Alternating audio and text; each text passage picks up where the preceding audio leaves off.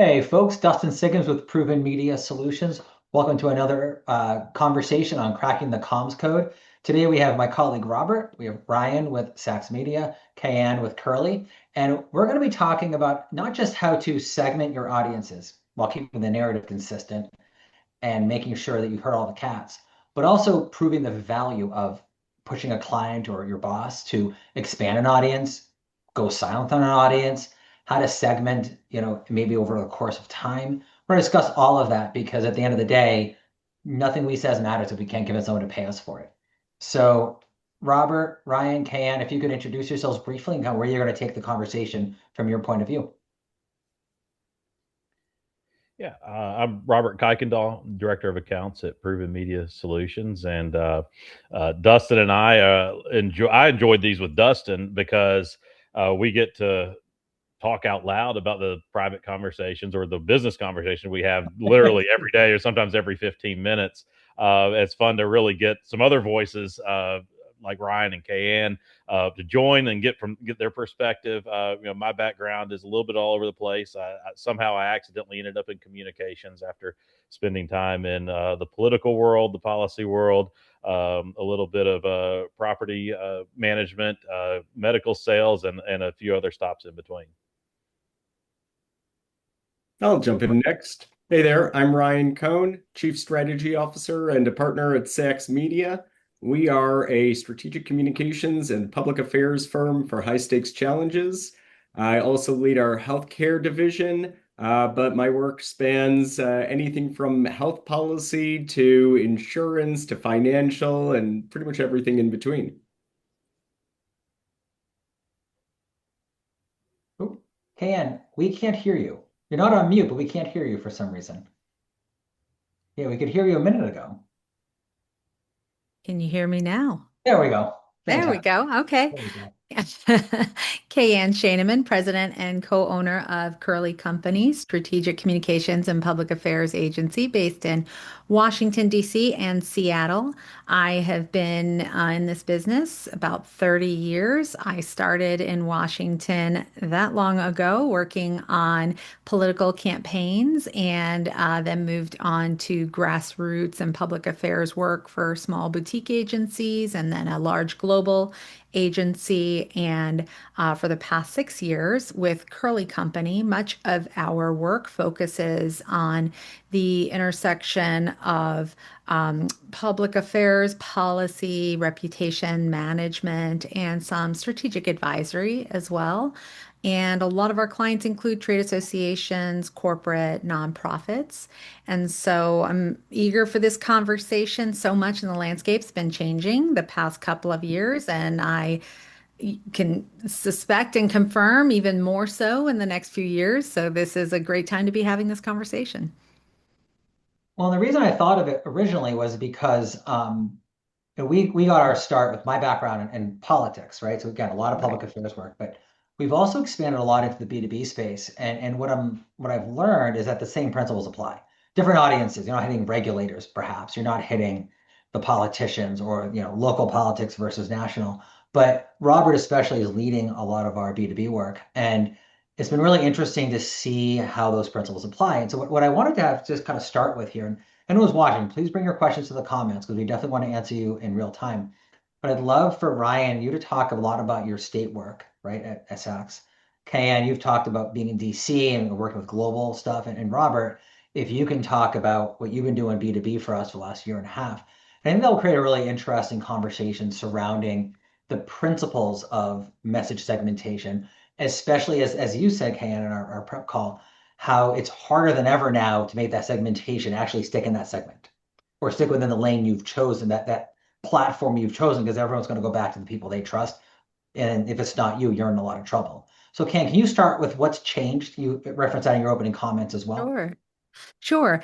The targeting and for, let's say, you get your narrative together, it's authentic, it aligns with your values, you've message tested it, the whole gamut of how little or how much you want to Mhm. do. When you're ready to deploy those messages and really meet your audiences where they are, the audiences are really fragmented now. It used to be that you could saturate and hit if you're looking at top tier publications, broadcast news, local news. And the reality is, for the most part, across age groups and demographics, audiences are Mhm. getting their information from scrolling, so not at the primary source. Print, you used to be able to get a placement and buy an ad, and you'd know who you Mhm. were reaching. It's very fragmented, and those institutions that used to be regarded as the trust barometers, whether they were government institutions or think tanks or research arms, are all experiencing record lows as it relates to trust. So, how do you reach the audiences? What messages are going to resonate with them? What do they trust? That's all really evolved. And in many ways, you could look at it, as a challenge, but in many ways, it's also an opportunity to refresh your thinking. And then we haven't even talked about layering on LLMs to that. No, we have not. And so, I often like to say I've been doing this about 30 years. In the next three, it's going to change more than it has in the past 30. And Mhm. so staying ahead of that and not being afraid to test different things. And I don't mean message testing, but tactics, audiences, third-party validators, and seeing what gets sticky and what works is, I think, the way to go. All right, you all launched an aspect of your healthcare practice. I know you all were doing healthcare. I think you've now launched a sort of specific practice within the firm. And focusing on the state level, let's dial into, say, a case study or a client example where segmentation was really important. Again, we all know how to do it, but let's use that as a case study because then I want to get into how do you prove the value to a client. Yeah, absolutely. So we recently had a client that wanted to basically launch a new public education program around one of their sets of healthcare services. And so as we're planning it all out with them, they had a lot that they threw out in terms of, okay, here are all the different messages, here's the narrative, here's what we want to cover, here are all the services.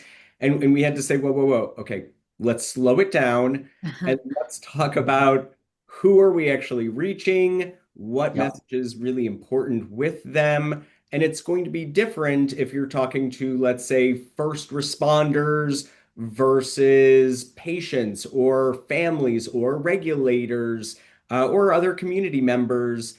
So you really have to know what are you trying to do when you're communicating with them, and what's that big takeaway? One of the things that we see way too often is this predisposition that you think that everyone already knows everything about what you're trying to say. And in Mhm. reality, it comes to a surprise as a surprise to a lot of companies, a lot of organizations. When you're saying, you start making your stump speech, your elevator speech, saying, "Here's what we do, here's how we operate," and people go, "Whoa, whoa, whoa! I didn't even know that you did half of what you just said." Right. And I've known of you. I know your brand name. But I Mhm. thought you were just the same company I first heard of many years ago. And you have to remember, hey, you probably aren't going to give a dictionary long explanation of what you do. You have to make sure that that message is succinct, it's simple, and it's directed at exactly who you're trying to reach in the moment. Well, and simple doesn't mean dumb, right? Because Right. getting something into USA Today requires a very different narrative, a very different message along the same narrative. We got them two op-eds, one in USA Today, one in the Hill, not too far apart. And sure, a lot of her, Elizabeth, can we talk later? I'm on a call. Thank you. 3-year-old. I don't know why she has peanut butter here and an ice pack in her hands, and I have no idea why. So we had these two op-eds a few days apart. One was deeply personal. That was the USA Today op-ed. The one of the Hill delved into the author's professional medical background as well as the personal story. And it really differentiated those two pieces because one audience is the public and one audience is lawmakers and regulators. So that, I think to your point, Ryan, doesn't have to be simple. It has to be simple to the specific audience you're trying to hit. Mhm. And Ryan, I think you bring up an important point, especially as for us as communicators, where all of us have probably having experiences where, whether it's from ourselves or from a colleague, saying, "Haven't we talked about this enough?" Or like, "Are we just Yeah, rehashing the same thing over again?" And it true. reminds me of some work in advocacy world, where I was kind of coaching up the comms team, writing blog posts, writing social media content, and I had to say, remember, we eat, sleep, and breathe this stuff every day. Mhm. The average person that's interacting with our content is probably seeing it for the first time. And if they've seen it already, we need to hit them a couple more times with the same thing so they start Mhm. understanding our message, connecting our message with our brand. And because what we really want is for them to be coming to us for this information and then performing the action we want further on down the line.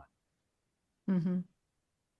Yeah, and another strategy that I like to use is, of course, there's the written word, which is powerful, and then especially in the age of AI, that is authoritative and gets pulled into the LLMs, right? But I also like to counsel our clients to think about the visual, the show instead of the tell, right? And that Mhm. oftentimes can pull audiences in, can make them stay, can make them share your message as well. So to think about the full ecosystem of how you want to communicate your message visually, creatively, the written word. And then more so because a lot of times it becomes a sea of sameness, right? Everybody's saying the Right. same thing or word salad. Mhm. What's your proof? What's your evidence? What is the next layer down? Those anecdotes, the stories, the data, depending on who your audience is, what's going to stay with them and be that point of credibility? And that's how you truly build a narrative, going from the, what some would say the soundbite to the proof. I find more and more these days, it's less about the soundbite that used to be part of the counsel in media prep and interview prep. And certainly you don't want an executive or a leader to be long-winded, but you do want to be able to pivot and have proof points or anecdotal stories that really stay with the audience. I just want to reiterate what you said there about sharing. Yeah, Shareability is so important with your message. Mhm. Word of mouth is the single most impactful potential way of getting your message out these days. Working through trusted networks, trusted friends and family. I mean, that's where you overcome all of right. the obstacles that are out there today. And I like to think of it, and I describe it to clients as, imagine that you're giving your top supporters, your top advocates, a gift box.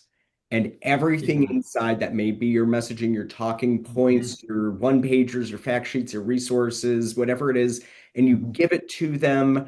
And then you say, take everything in it and spread it throughout your network.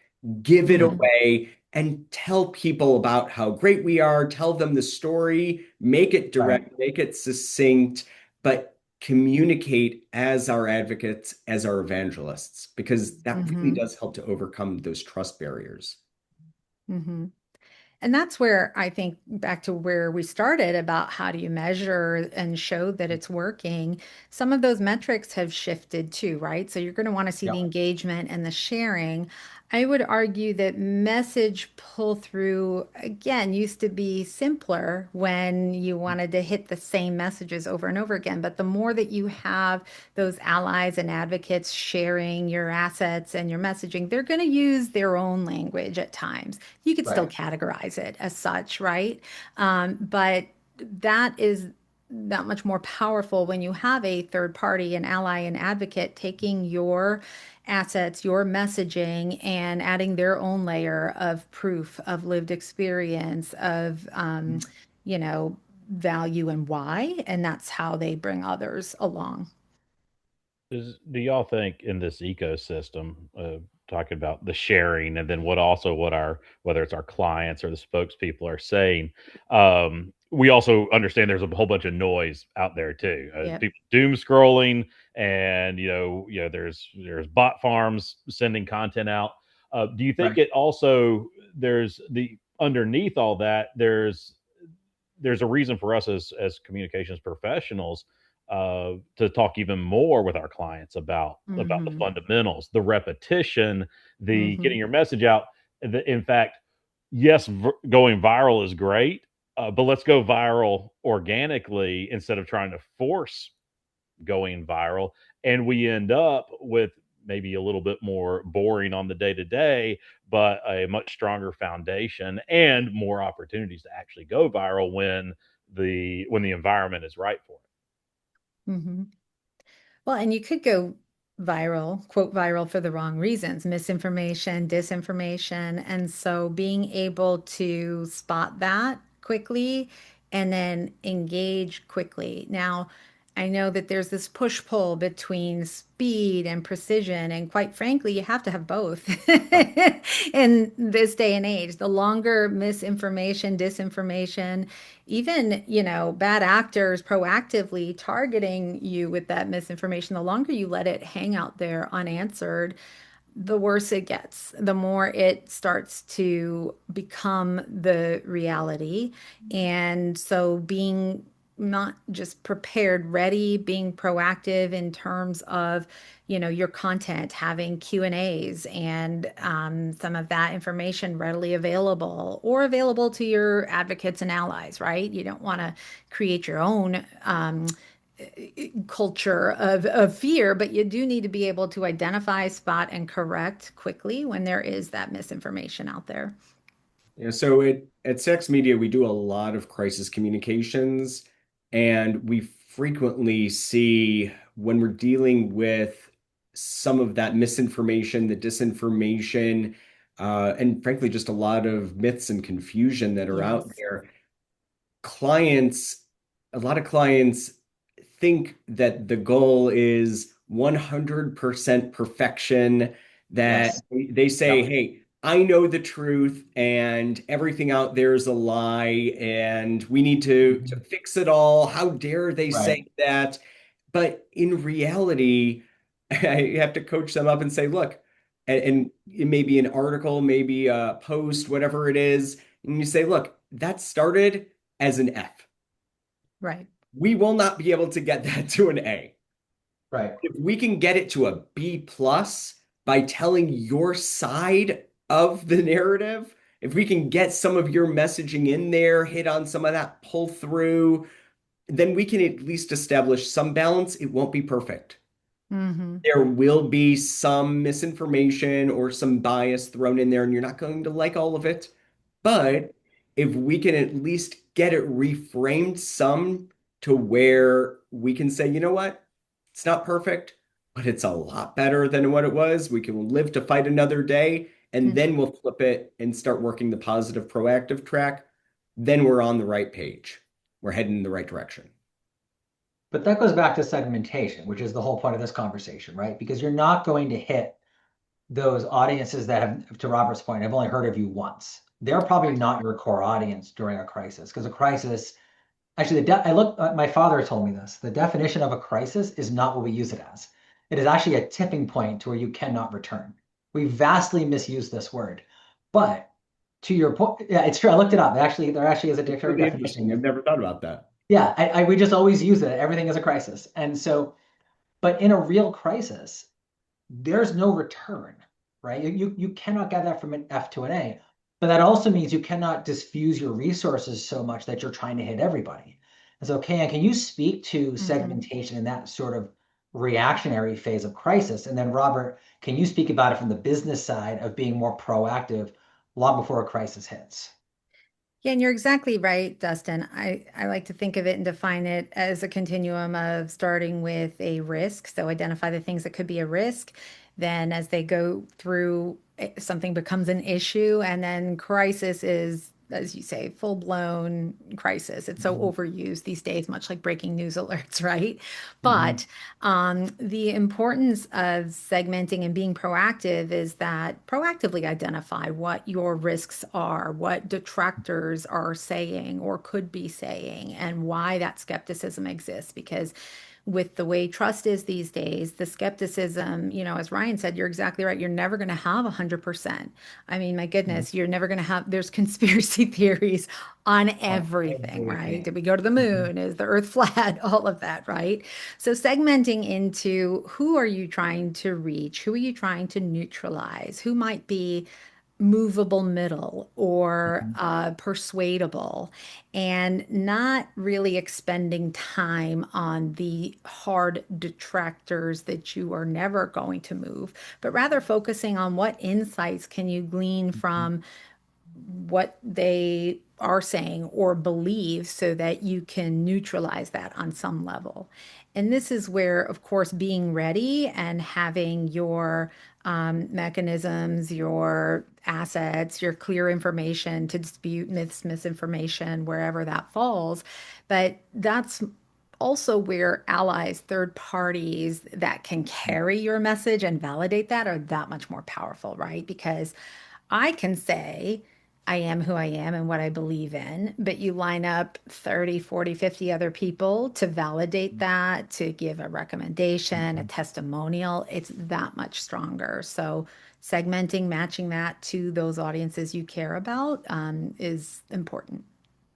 If I could jump in, Robert, I remember in 2008, President Obama, or then candidate Obama, was being, accused of not having experience in military affairs, contrasted with John McCain, who was a veteran. His father was in the military. He had been captured, of course, during the Vietnam War.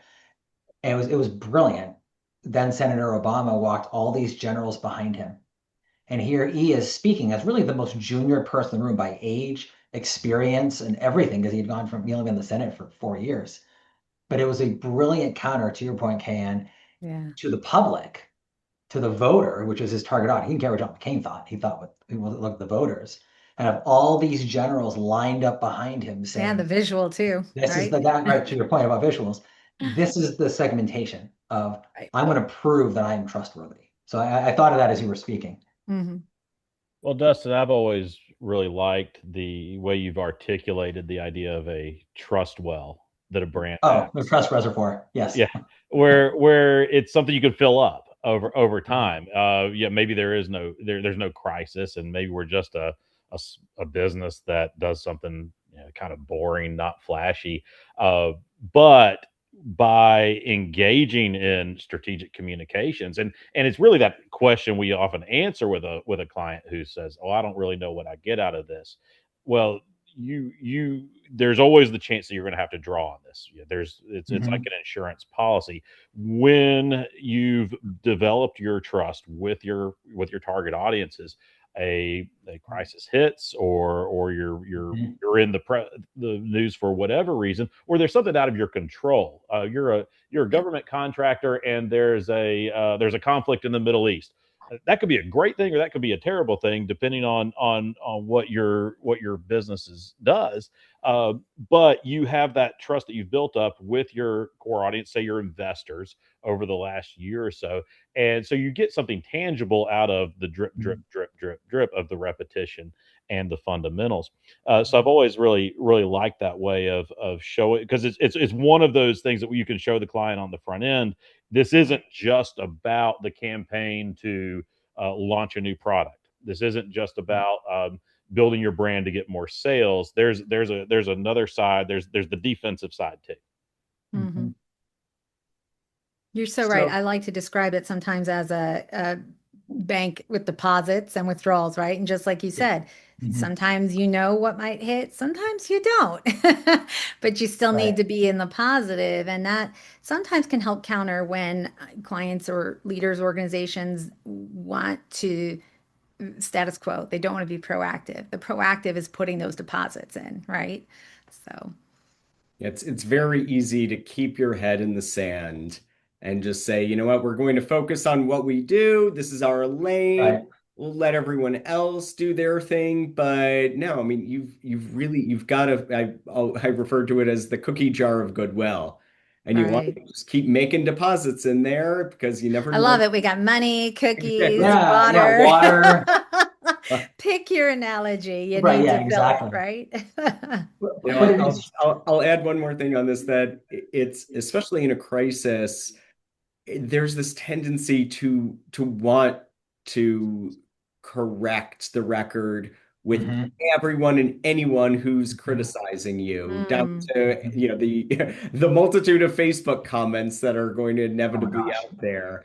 And you have to pause and say, wait a minute, who's got the power in this situation? hmm Who do I Mhm, need to prioritize? What are those mhm, audiences that could actually impact our business, our goals, what we're trying to achieve throughout all of this? And oftentimes, when you refocus and hmm suddenly go, oh, okay, who do we need to take into consideration? Okay, you've got regulators who could jump in on an issue, or mhm. investors who might pull their funding, or our volunteers, or someone else.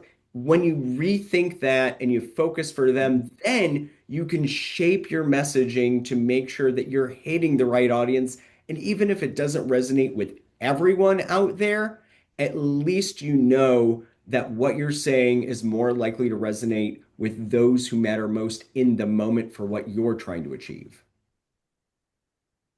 Well, it's also a 95-5 rule because I put up a LinkedIn post the other week about personal finance in college, and it did really well with my target audience, which is communications leaders. Someone I think it was a third plus connection kind of thing posted and said, "Well, they've been doing this for years." I debated responding to it, and I said, "This person's not even connected to anyone I know. Their like summary didn't say anything about comms. That person is not, I don't need to spend my energy on that person. Maybe as a human, maybe I could have, but I'm on LinkedIn for business reasons. And so I had to, but that's a very micro example, Ryan, but I had like, I really thought through this for like a minute. And I was like, no, don't respond. You know better. You do this for a living. Do not feed the trolls. Do not feed the troll. But Ryan, Robert, rather, I'd like you to talk a little bit about the segmentation that we did for a client, a trucking client, because I think it's going to lead to a bit of a different angle on how to think through the actual segmentation of audiences when you're starting a campaign. And Robert was the leader on this one. He also did a really good job at the beginning determining which of the three target audiences of the client that we should focus on with a fairly modest PR campaign, PR budget. The unique thing about that campaign and the projects, or unique as in a challenge, was the client. We had a great group of people we were working with, Mhm. but the leadership on, wasn't really giving them a lot to go on. It was kind of a go do type leadership, and like, hey, we need to do so, we need to add certain things to our marketing repertoire. We need to really engage in PR. We were able to find a way to connect this client who was in transportation, to the way the transportation industry is actually very involved with data center construction, Mm, and it didn't really make sense to you couldn't really go out there and say, hey, we need to be in all the AI um, coverage. That just didn't connect. But when we started looking at the AI finance side, we were able to find outlets that were connecting the industries that were also connected to the AI boom. That got us within a few weeks of really starting our campaign. Our first hit was with the Financial Times, because that we saw, hey, they have a desk that's totally looking at AI finance on a global scale, and they are hungry for anything and everything. And so we've got a great source. This is a transportation industry. They're involved in global shipping. They said, yes, we want to do this right away. So it gave us a really good foundation, because we had this built-in talking point. We had this narrative that we could really start sharing, and it of course it really helped us also get the momentum where we're able to say, hey, here's a legitimate brand. We started having a little more success in the trade outlets, such as especially the newsletters that people in the industry are Mm-hmm. reading. It not going to these huge global audiences, but these but audiences very specific to the client's needs. And so that really kind of sustained us through a small campaign, but effective. Where every month we were getting hits, landing placements, and actually even by the end of it, starting to really develop some great relationships with the Mhm. journalists we were talking to, Correct. who we've now started to broaden our relationship with them and say, hey, we can work together on some other somewhat related, broaden the space, but somewhat related other clients. They're like, yeah, that's great. We understand kind of where you're coming from, and we're glad to have the sources.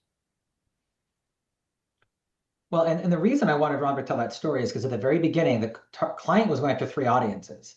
It was the government contractors that were being pushed out of DC and they had to move their offices, the government offices rather, that were being moved, the government contractors that were following them. The second audience was hospitals, moving Mm-hmm. very technical equipment from point A to point B.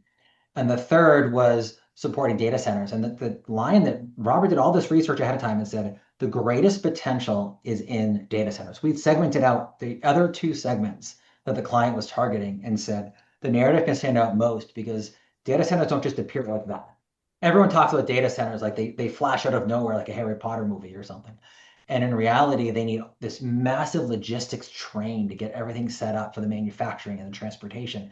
So that really allowed us to segment into those audiences rather than trying to be so diffuse with a fairly modest PR budget that we would have had no impact at all and landed nobody. Mm-hmm.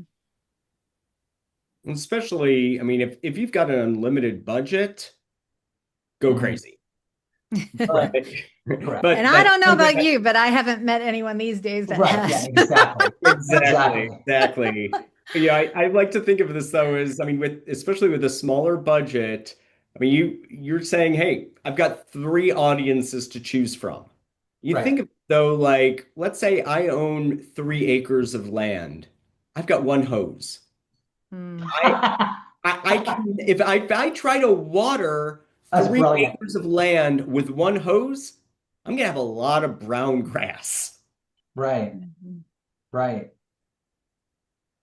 I thought there was more there, Ryan. That was a great analogy. Keep No, going.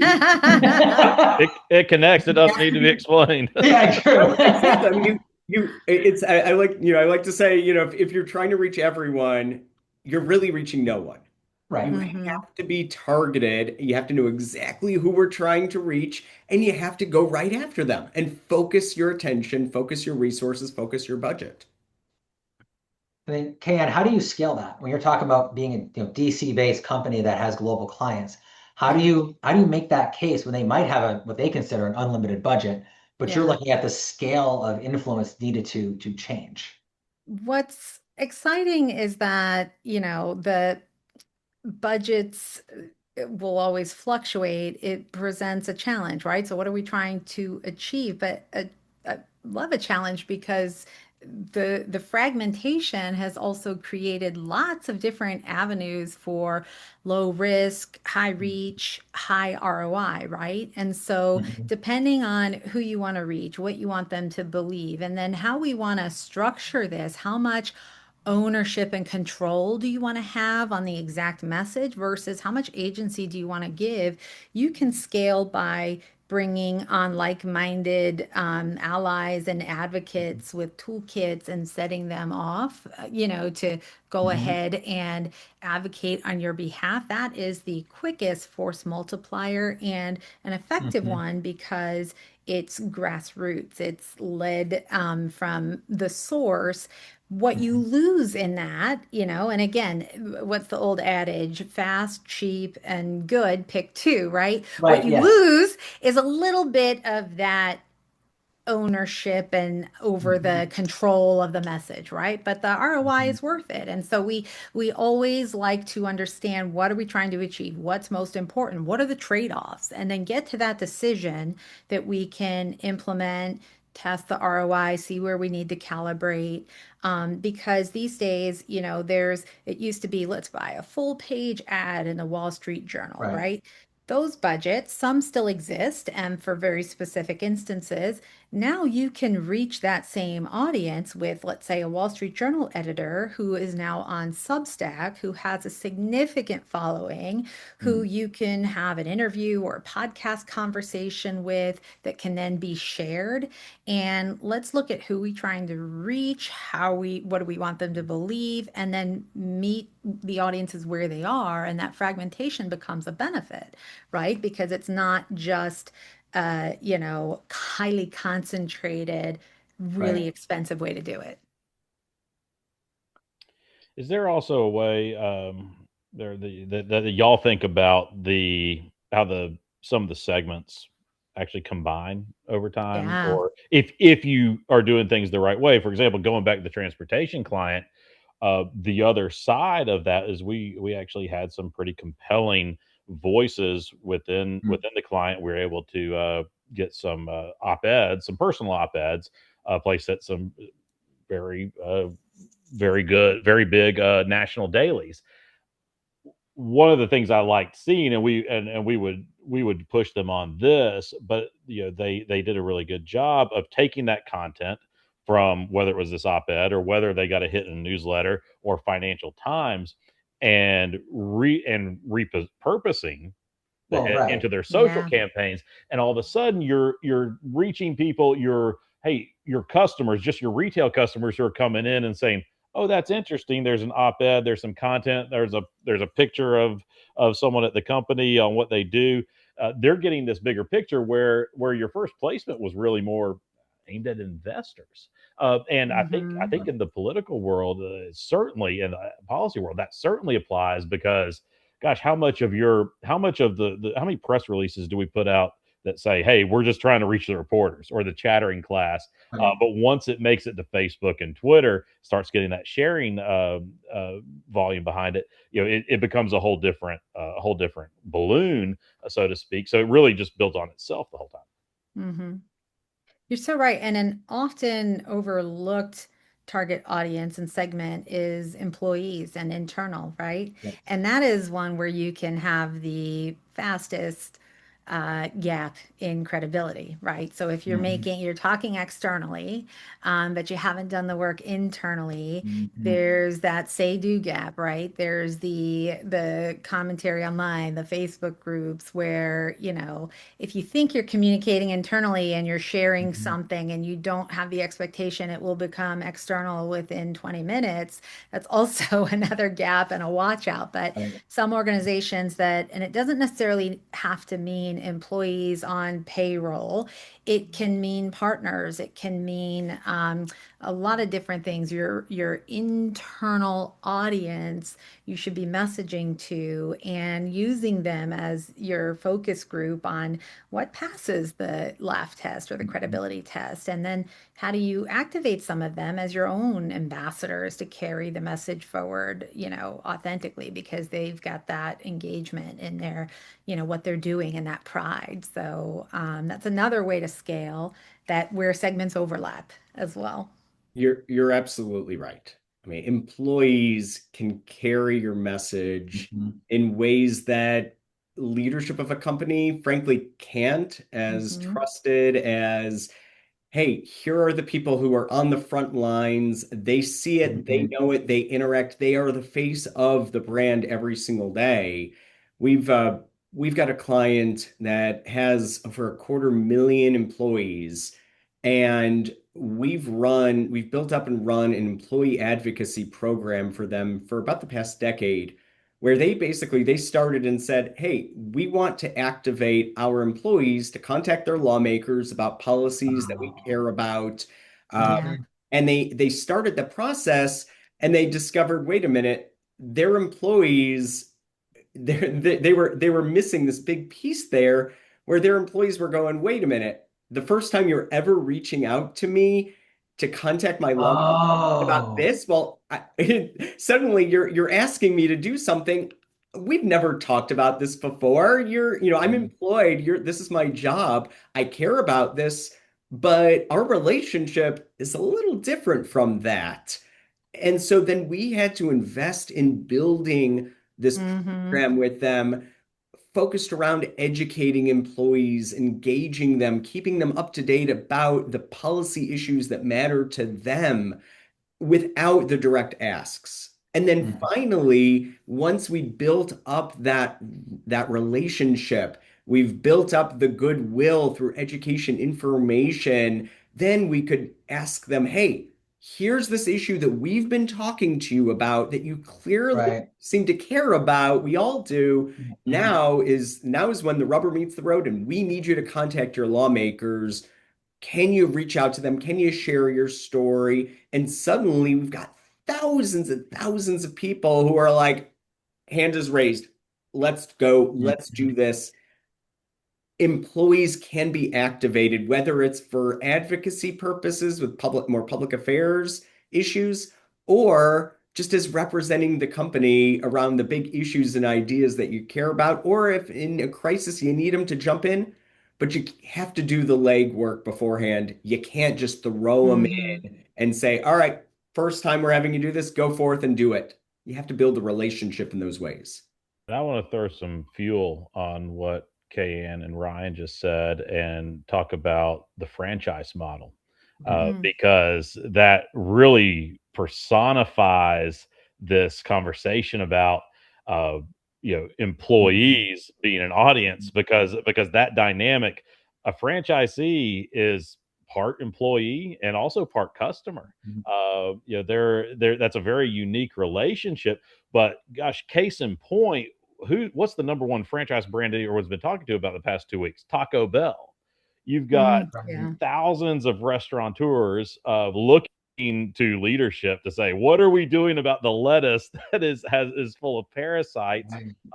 And Taco Bell corporate is having to communicate directly to the franchisees and to every government agencies who are concerned about disease spread, to the customers. We can't lose any customers. How are we making sure they're not going to get a parasite? So, but the franchisees are really the big avenue directly to the customers. Taco Bell near my house, it's still got a full drive-through, but that they're not ignoring this situation. That they're having to communicate with the customer. Hey, this is what we're doing in this store. These are the items we've taken off the shelf. I think that's a really big deal, though, because what's Taco Bell parent company? What is their main goal? Sell more franchises. That's what really affects their valuation on a global scale. And so they have to make sure that core audience, that core segment of the franchisees is supported, even though there's a crisis, even though we know we have to take all this lettuce back and we're not going to have lettuce for the next few months. We have to make sure that they're happy, because that's the best referral source for the next 100 units that we're going to sell. It reminds me of the old hair club for men ads, where the CEO goes, I'm not just the CEO, I'm also our best customer. So we have a new colleague. She just started yesterday. She's watching, apparently. She actually asked a question: how do you ensure clarity of messaging within an instantly reactive world? And brevity with links to Q&A lists on a website is one tactic. Are there other gems? I'm actually going to say that you probably shouldn't worry about that in general. I mean, you should prepare, as KayAnn and Ryan said, for a crisis. But in general, if you're so diffuse, and I'm not throwing Susan under the bus here. She's been in marketing comms for a long time, but this is her first PR role, and so she's learning a lot this week. And stay tuned. So the bus has a license plate on it. And at the end of the day, I think you ignore most of this, because who cares if someone, some troll jumped on my LinkedIn post? If the comment sections, I remember I wrote a blog post back when you could make money blogging. I wrote a piece that I thought was a good, solid take on a certain issue. I think it had 350 comments, many of them using curse words and R-rated stuff, accusing me of certain things. And I was really worried. It was like my 12th post ever for this very prominent political website. And I went to the editor and I was like, am I in trouble? He goes, oh, no, not at all. I mean, and I was contributing for the next year every day. But it was such an interesting thing for me to see getting assaulted by these trolls, these keyboard warriors. And the bosses didn't care. My audience was really the editor at the website. making sure were they upset. I completely ignored the trolls after that. You see a lot of these articles at Yahoo will get 1,500 comments. The reporter doesn't care. They care that their core audience is watching it, that they're spending money, that the PR person or the company that got the story is happy with the coverage, and they care that they're going to get paid that week. So I think most of the time you just ignore it and you don't even let it affect your emotional or strategic state.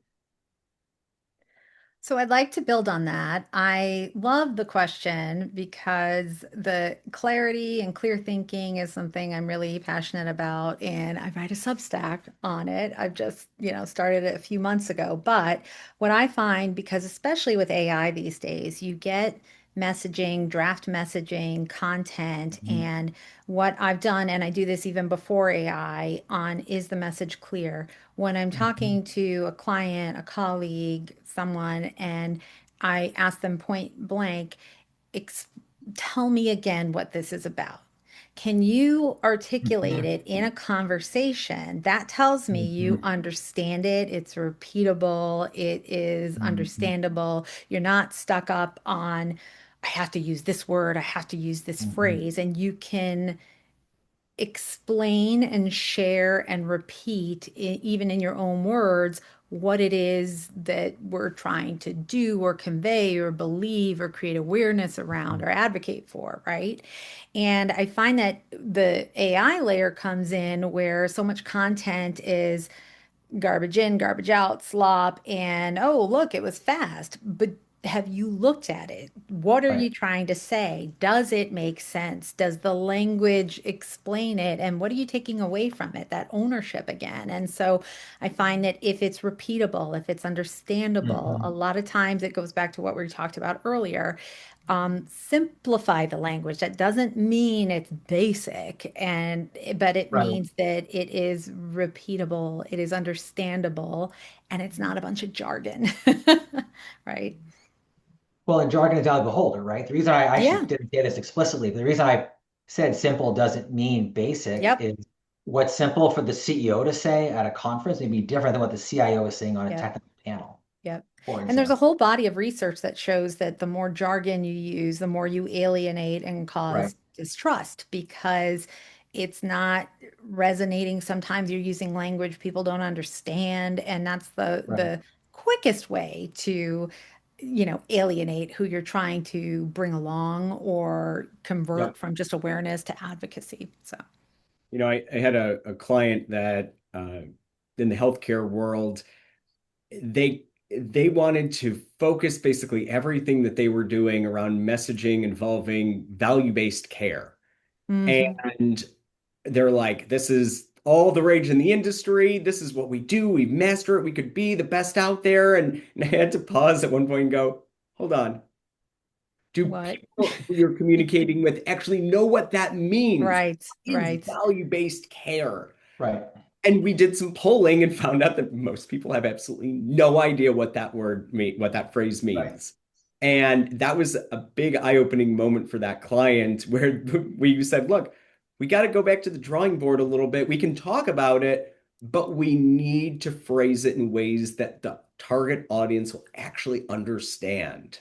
hmm And you'll always get pushback on, like, well, no, like we said earlier, no, they get it. They understand. Everybody knows this. Well, in our industry, this is the Right. language we use. Well, Yes. are we talking to an industry publication? Is this an industry event?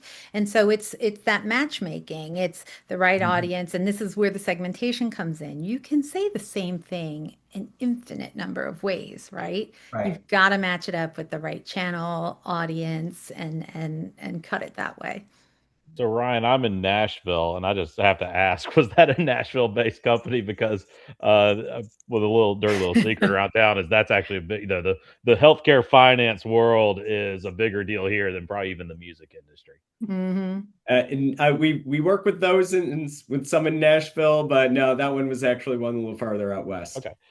Yeah. Well, it's interesting that you brought it up though, because I have had conversations with that world who, they're coming up with this new model for healthcare, more a new delivery process, or they're rolling up practices, hospitals, you name it, a lot of Mhm. money going back and forth.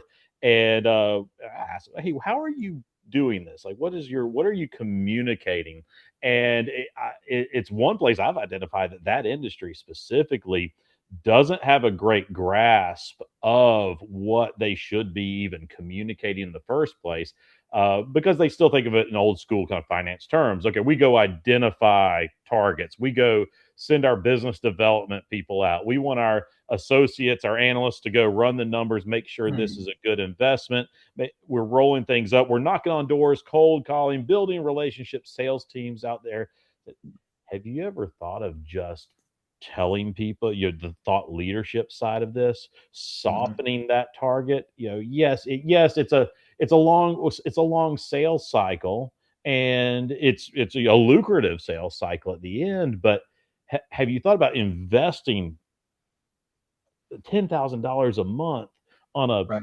$5 million deal that you can close in a year, to open that door, to let that person you talk to, like, hey, I actually know what these guys are about. I know why, if I'm a doctor in in rural Nebraska, that, hey, this actually does make sense from a business perspective and from a delivery perspective. When I partner with this firm out of Nashville I've never heard of, it gives me the financial resources to stay in business, retire on my own terms, and actually have a better life. Move some of that management. I know all these other details because it was communicated before I ever got a phone call. So I want to share a little story real quick. Client we were working with a few years ago, the engagement started where we were doing a lot of promotion of their CEO. He was like a celebrity CEO type, 300,000 plus followers on LinkedIn, big thought leader. And they put all their eggs in that one basket, that one CEO's voice. And then, Yeah. surprise, surprise, he leaves the company. You used this story last year. I remember this story. Yeah. Yes. And so he leaves the company, and it basically caught everyone flat-footed, and they went, whoa, whoa, whoa. Okay, we don't want to put all of our eggs in one basket. We want to just, we want to diffuse the messaging across our C-suite, Hmm. but we want to make sure that they all know what to say, that they're Hmm. all speaking to the right audiences, using the right language, that Hmm. everyone feels empowered to go out there and speak in ways that are uniquely them. And so we did a lot of work, a lot of research to figure out, first of all, where should they plant their flag as a business? What does that narrative positioning look like, to where they're not saying what everyone else out there is Right. saying, but that they were speaking to what their audience still wanted to know about, wanted to hear. And once we figured out that, then we were able to say, okay, here are a dozen senior leaders. Here's what they are all uniquely equipped to say. And here's how to ladder it all up to Hmm. that narrative positioning, to where everyone knew here was my swim lane, here was what I was able to say, what I should be talking about, and having the freedom to say it to where it didn't come across like they were just speaking from a script, almost like it's a ransom video reading. But it was uniquely them. Yes. Wait, they didn't call McDonald's food a product? Yeah. Now, Right. I love that when you can create, the clients that are on board with you to create that speakers bureau, those Mhm. lanes, that Yeah. mapping, that's the fun work, right? Where you can really build that impact for the executive, the organization, the Mhm. industry, and really reap the benefits on that for years to come, because there is value in that work. Mhm. Again, I love data research. I did that for part of my decade of measurement and insights. There is, again, research confirming that leaders who are out there doing and Mhm. speaking and sharing their true thought leadership, there's a 14 times ROI impact back to the business on their reputation, on revenue, on a number of different factors. And it goes back to what we started talking about at the beginning, the reservoir, the bank of trust that you're building when a leader is visible and out there and communicating the messages, there's more of the benefit of the doubt and trust and understanding of the values and what you stand for.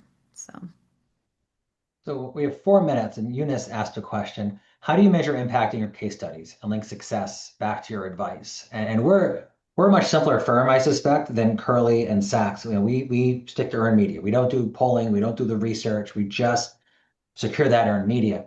So a lot of times for our clients, they're in their first, second, maybe third PR engagement on the business side, and we land the placements on the target audience, and it's not as much of a headache. They're getting those placements. It's showing up in LMs like Robert shared earlier. Um, but also on the public affairs side of our business. So again, all 4 of us are in public affairs in some respect. It's simply the volume. We are often brought in by other agents. We have 5 or 6 DC public affairs firms that work with us, and they specifically work with us because of one single service that we offer. Do you have an author who can sign on to this kind of op-ed or this narrative or do this kind of interview? And we say, yeah, and that's the segmentation here, right? Is our segmentation service is the author who nobody knows. Because if some member of Congress or regulators out there, people kind of know where they're coming from.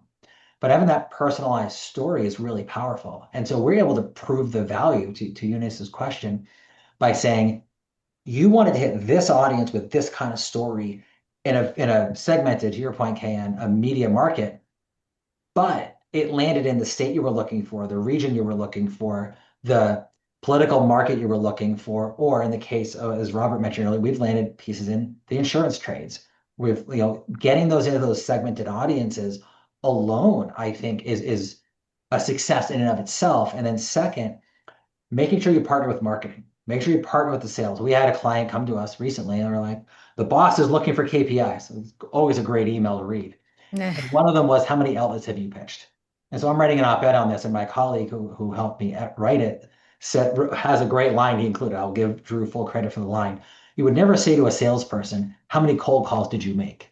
You care way more how many they closed, how many calls they closed, how much business they generated. So we told the client, we're not going to be providing that as a KPI because it's not one. And instead, we ask things like, how much time are you saving on a social media post and on a blog post and on a newsletter you're putting together because you have earned media as your starting point? How much is being value is being brought by clicks to your website or clicks from your newsletter, and basically gave them the work to do. So a lot of times, Eunice, if you know how to think through their real business pain points and the solutions that they're looking for, you can offload a lot of your work in the sales conversation in your case studies.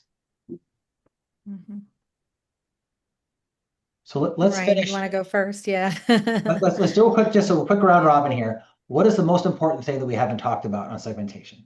Go.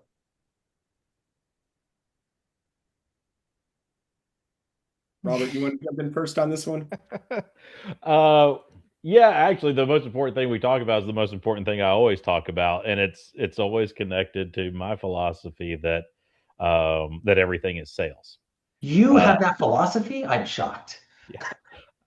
Another fun conversation Justin and I have, and I say that because at the end of the day, I use sales as the metaphor or the placeholder for everything that most people are trying to accomplish. Like you're in nonprofit world, what's your sale? You're trying to raise money. You're in the political world, you're trying to get a vote. Everything is some sort of sale. The fundamentals are all the same.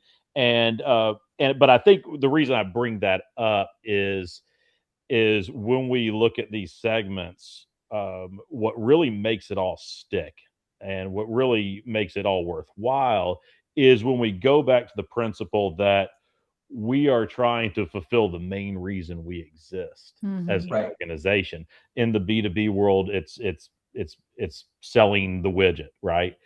But when we want to look at our audiences, we want to look at our tactics for approaching those audience always from that perspective of is this getting in more investors so we can grow the business and sell more widgets? Is this reaching the end customer who wants a reason to buy that widget? Are we when we produce content from for our blog, when we're in the advocacy, public affairs, or nonprofit space, are we designing it so that it engages with an audience who says, yes, I like what this organization is doing. I want to become a donor. I want to become that $5 a month sustaining donor, or I'm the kind of person that sets up a fund to sustain this organization because I really believe in the cause. You are still trying to organize your communications to get to that sale, whether it's thought leadership, whether it's your social content. It all goes back to that same principle, even if you have these multiple segmented audiences. So at Sachs, we run a lot of multi-state public affairs campaigns where we may be developing and putting out messaging to, say, conservatives in Texas at the same time that we're running campaigns to progressives in Illinois. Mm-hmm. And Oh, it's very easy with that yeah. to jump to, hey, you're tailoring your message, but aren't you really just pandering to the different audiences? Mm. And there's very Mhm. much, there's a fine line there. And I like to say, I Good can point. eat at your table without pretending I grew up in your kitchen.